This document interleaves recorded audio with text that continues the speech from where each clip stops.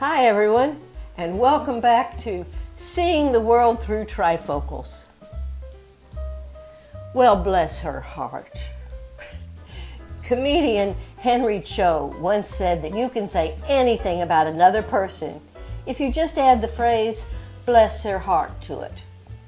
You can say, he's the ugliest baby you ever saw, bless his heart. She's certainly not the sharpest knife in the drawer, bless her heart.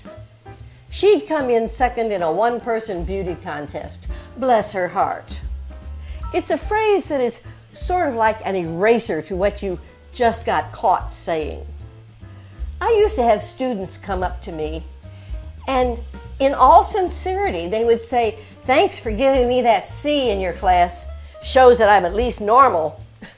I told them I never gave anyone a C grade. That's all they earned.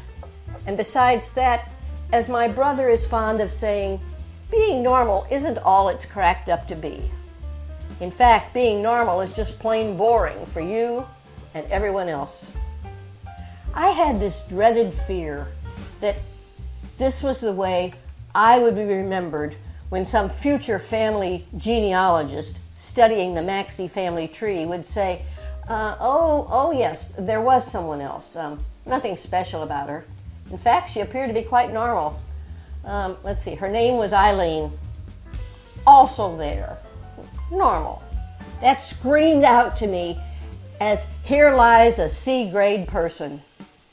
No, I would not settle for also there, normal, or a C. I wanted a story after my name, maybe even someday a whole book. I decided it was time to step out and explore the world and make my story. But I was afraid. I was afraid I was too normal to ever be anything other than this normal also girl. I didn't know where to start. My first real attempt sounded like the beginning of a Stephen King novel. It was a cold and snowy winter night. The campus was dark, but something was in the air.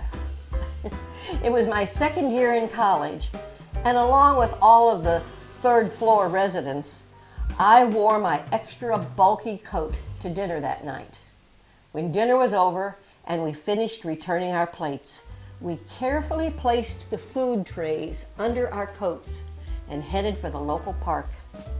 It was a city park just down the road from the now darkened campus and had one especially big hill that sloped downward to a big lake in the center.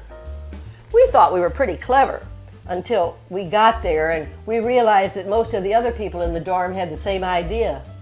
Everyone had a food tray under their jacket. Anyway, we climbed to the top of the snow-covered hill and looked down at the ice-crusted lake and made our plan. That lake water looked pretty cold, and we were going to need a pretty good plan if we intended to stay dry.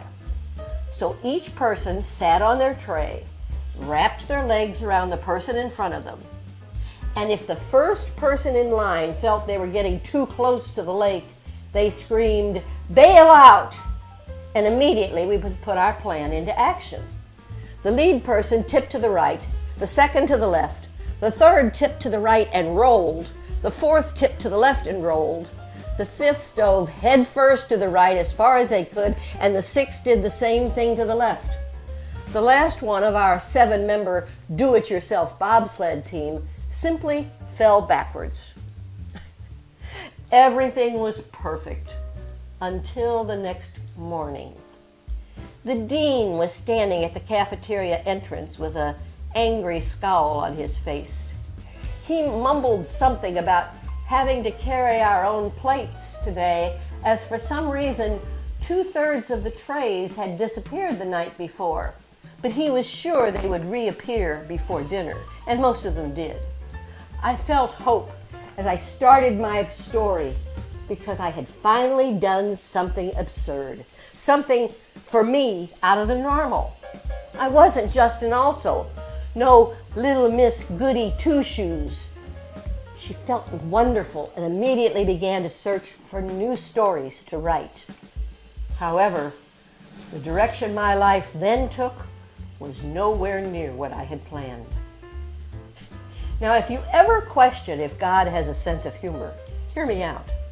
First, tell him your plans and hear him laugh, because it was only a couple years later when my husband, Bill, who was already a lay children's pastor, and that means you do the work but don't get paid, one night announced that he felt a call to full-time ministry, and we were going to move our family, dog, and cat to Texas so he could go back to school. I was going to be a preacher's wife. I was once again doomed to a life of blank pages because everyone knows exactly how a preacher's wife is supposed to behave, and it involved qualities that since my first ride on that tray sled, I had not developed. Described more often as a bull in a china shop than a saintly, gentle lady, if there was a cause, a need, or a problem, I was either in the middle of it or I had probably started it.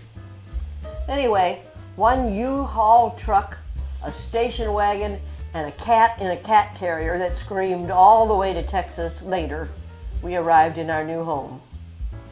Almost immediately, I realized normal is determined by where you are, not by my psychology textbooks. For starters, people knew their neighbor.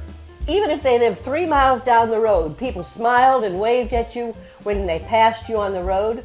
The sheriff stood up and took off his hat when he talked to me. Teenage boys called me ma'am.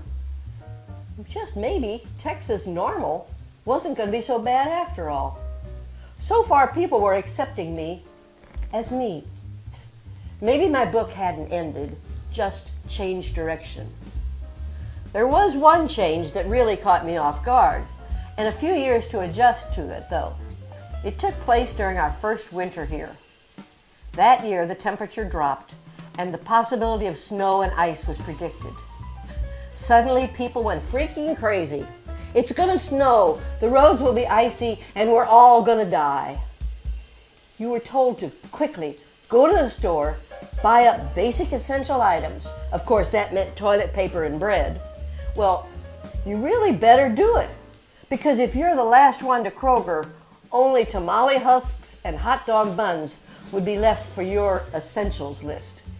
And you'll need them because tomorrow schools, restaurants, and doctors' offices will be closed. And the drive-through line for ice cream at the local Dairy Queen will be empty, except for my car. It seemed like the thought process behind every driver was the faster you drive, the sooner you'll get home. And some people really did mean home, if you understand what I mean. Midwesterners and Texans do look at the weather differently. Now, I love cartoons, and Bill has said I look at life as differently as Midwesterners and Texans see the weather. I see cartoons in every situation, which has led to some awkward moments. If it's not self-made, it's one I've read that popped to my mind.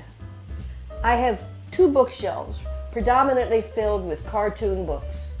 Of course, my 2 favorite cartoonists are Charles Schulz and Jim Davis. One day when I just needed a laugh to encourage me, I saw a cartoon where Lucy, Linus, and Charlie Brown were walking to school, and it was a show and tell day.